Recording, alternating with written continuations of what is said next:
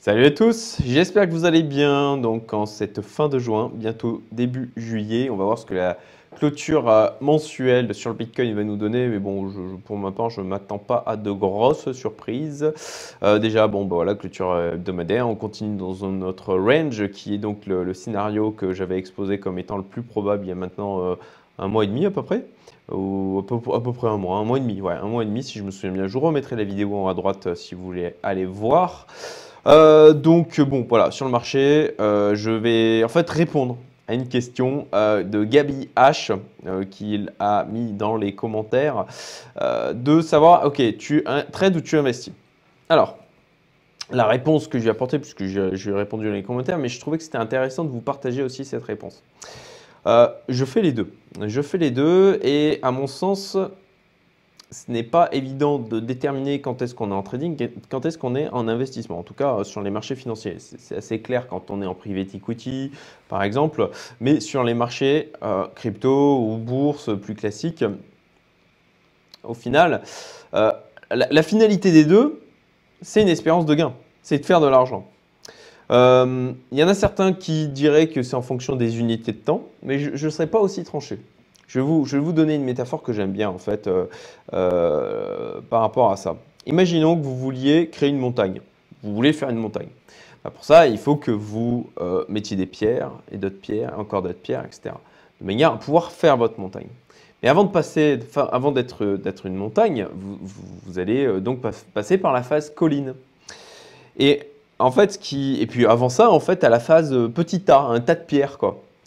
Et la question que l'on peut se poser, c'est quelle est la pierre qui va transformer votre tas de pierres en colline et votre colline en montagne? Eh ben, vous sentez comme c'est perturbant cette question? Enfin, moi, je trouve ça perturbant. Et parce qu'on on ne peut pas définir, ok, ben, cette pierre, ça va la faire devenir en montagne. Bah non, parce qu'en fin de compte, la différence entre les deux est pas flagrante. Et pour moi, la différence entre trading et investissement, c'est comme ça, c'est un peu, c'est flou. Il y a une frontière qui est floue. Effectivement, quand on dit, voilà, j'ai acheté de la crypto pour 5 ans, bon, on se dit, ok, il a investi. C'est plutôt une approche investisseur. Ok, j'ai acheté de la crypto pour pouvoir la revendre potentiellement demain et faire un gain. Ok, on comprend que c'est du trading. Mais il y a une frontière.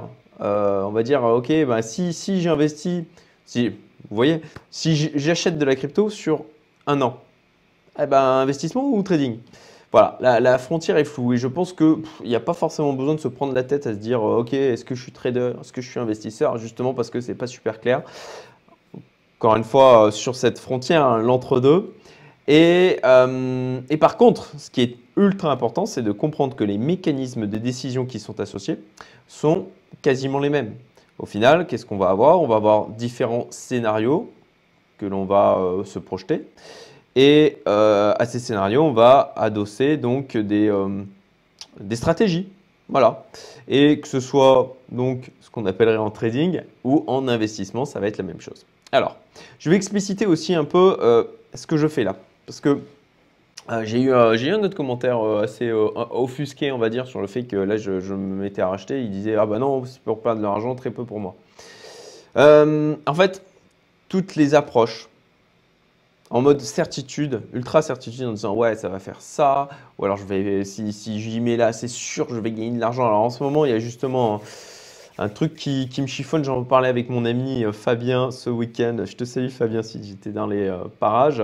Où on se demandait s'il n'y avait pas on n'était pas dans la phase de déni en ce moment. Parce qu'effectivement, on remarque des gens qui, quand il y a 3 ans de ça, ou même il y a 2 ans de ça, ou même il y a 6 mois de ça, ne sont pas rentrés dans le marché et qui ils sont en train de rentrer là en se disant ouais, c'est le dip, c'est le bon moment d'acheter, etc. J'avoue que ça me chiffonne un peu. Et ça vient un petit peu perturber mon scénario du range. Est-ce qu'on va pas... Alors, je réduis ma tête, hein. Hop, voilà, je vous montre les cours au niveau du Bitcoin. Alors, je parle toujours principalement du Bitcoin, hein. On le sait, c'est le king du marché crypto. Mais est-ce qu'on pourrait pas... Alors, je suis en 4 heures, hein, pour info. Est-ce qu'on pourrait pas se prendre... encore une bonne. J'ai du mal à y croire, hein, de vraiment rester en dessous des 30K, de vraiment baisser jusqu'aux 20K, parce que, à mon sens, on a eu quand même, on a eu quand même des achats assez costauds hein, de gens qui ont bien chopé Signal, d'institutionnels entre les 20 et les 30K. Et j'ai du mal à imaginer que vraiment puisse être facilement percé cette zone-là. D'ailleurs, ça a quand même rebondi et résisté un paquet de fois. Là, en 4 heures, on pourrait même y voir eh ben, un double bottom. Donc, bon, voilà. Mais en fait, là où je veux en venir, c'est que on ne sait pas. Personne n'est capable de dire de manière certaine, le marché va faire ça. On a juste des probabilités, juste des croyances. Et par rapport à ça, pourquoi j'ai commencé à racheter? Parce que il y a deux aspects. Un, par rapport aux différents scénarios qui peuvent se produire. Deuxième aspect, par rapport à la gestion de mes émotions personnelles. Parce que ne croyez pas que je ne suis pas sujet à la peur, à l'avidité, au FOMO. Ça, c'est des choses que j'expérimente aussi. C'est juste que je travaille, et ça d'ailleurs je ferai une vidéo sur le sujet parce que c'est ultra important, la gestion des émotions.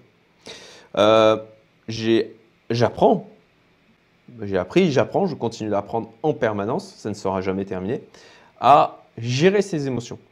Et quand je dis les gérer, ce n'est pas juste les ignorer. Non, non, c'est d'accepter qu'elles sont là. Et en fait, c'est un peu comme si, à l'intérieur de vous, vous aviez différentes parties. La partie qui a peur, la partie qui est triste, la partie qui est en colère, la partie qui est enthousiaste, etc.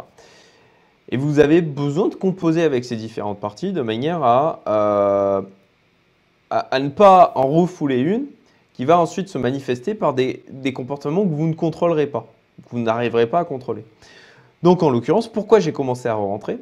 Alors déjà, money management, ultra important. Là, j'ai prévu voilà, sur les mois qui viennent, de remettre 20K, d'y aller, encore une fois, proportion, etc. Sur moi, en termes de proportion patrimoniale, c'est vraiment ultra raisonnable. Et voilà, c'est ce que j'ai prévu sur les mois qui viennent. Mais bien sûr, je peux réadapter ce scénario-là en fonction de l'évolution du marché. Donc, pourquoi j'ai commencé à rentrer? Parce que, alors, imaginons, là, voilà, là, j'ai commencé à rentrer, et c'est ce que je vous disais, hein, dans le sens où moi aussi, hein, j'ai des envies de FOMO parfois.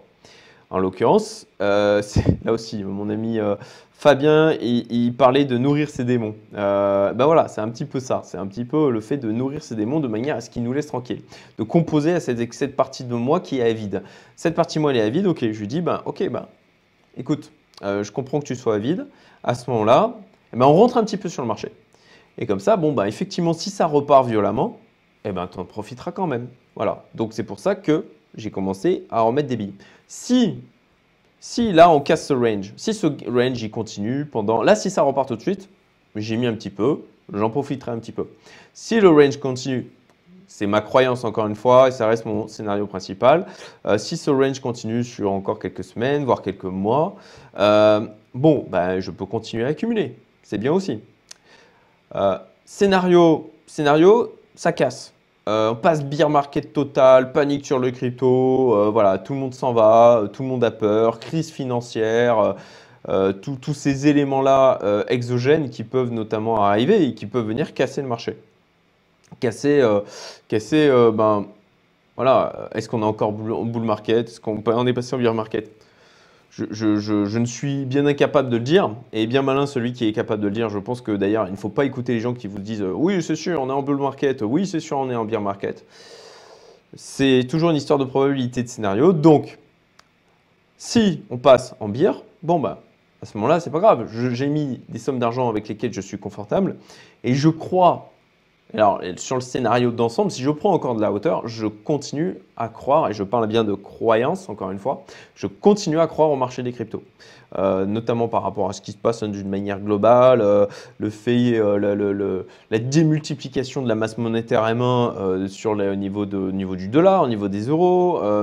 Voilà, je continue à croire aux cryptos d'une manière générale. Donc, sur une vision long terme, de toute manière, je pense que ce marché reste intéressant. Donc, dans le pire des cas, là aujourd'hui on passe en bear market.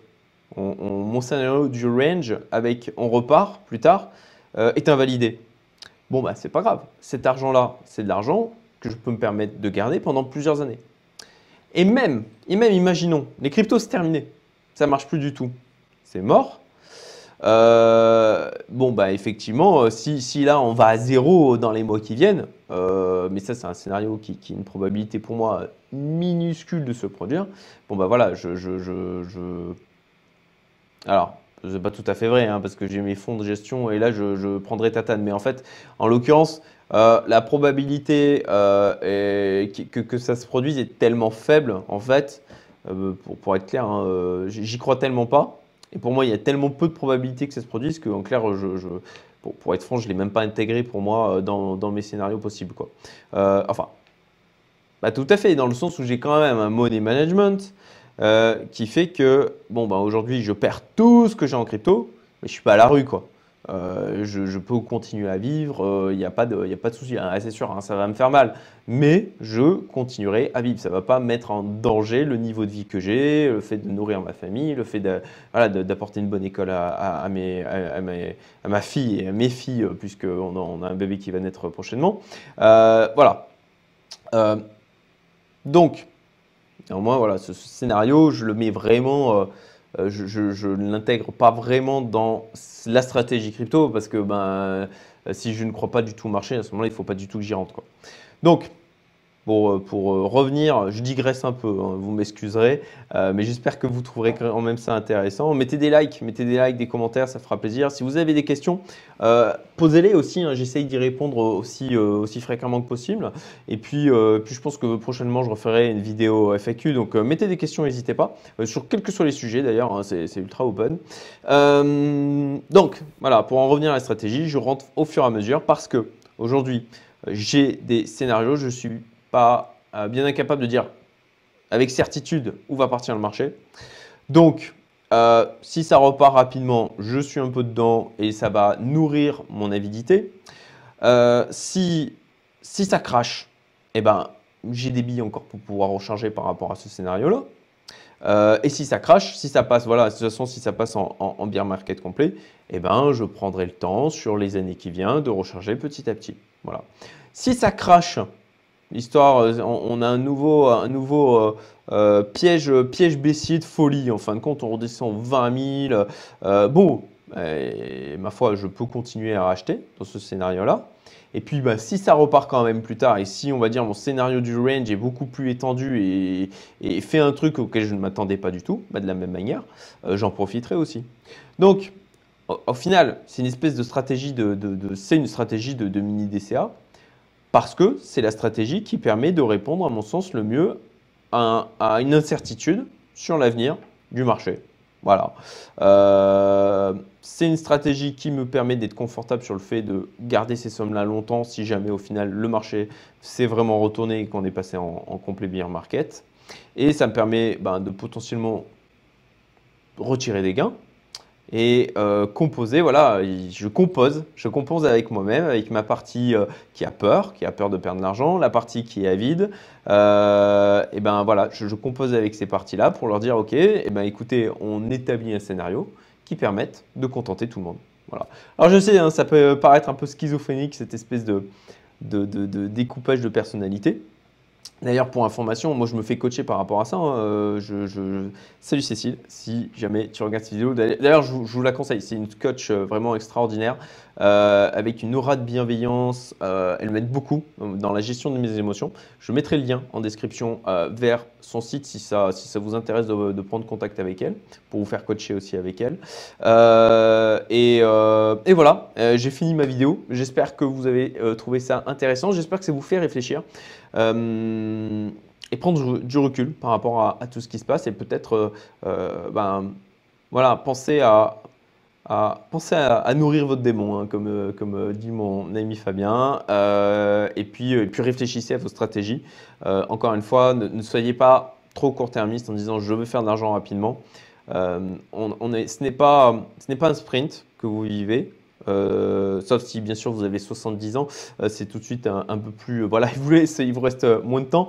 Mais la plupart des gens, je pense, qui me suivent sur ma chaîne, voilà, vous êtes entre, on va dire, 20 et allez, 55 ans peut-être. Vous avez quand même du temps devant vous. Et vu que le gros est dans la quarantaine, je crois, je n'ai pas de stats, mais j'imagine, vous avez quand même du temps pour construire votre enrichissement. Et le fait de justement traiter ça comme un sprint, ça ne vous permettra pas de réussir à vous enrichir sur le long terme. Voilà, vraiment pensez ça en marathon et faites des projections d'objectifs sur les 5, 10 ans, 15 ans, 20 ans. Voilà. Et c'est parce que c'est difficile justement qu'il faut le faire. Et c'est parce que c'est difficile que la plupart des gens ne le font pas et que du coup, ils ne réussissent pas à obtenir ce qu'ils souhaitent obtenir en termes d'enrichissement personnel. Écoutez, petit like, commentaire, n'hésitez pas, partagez et puis je vous souhaite une excellente journée. À bientôt. Salut!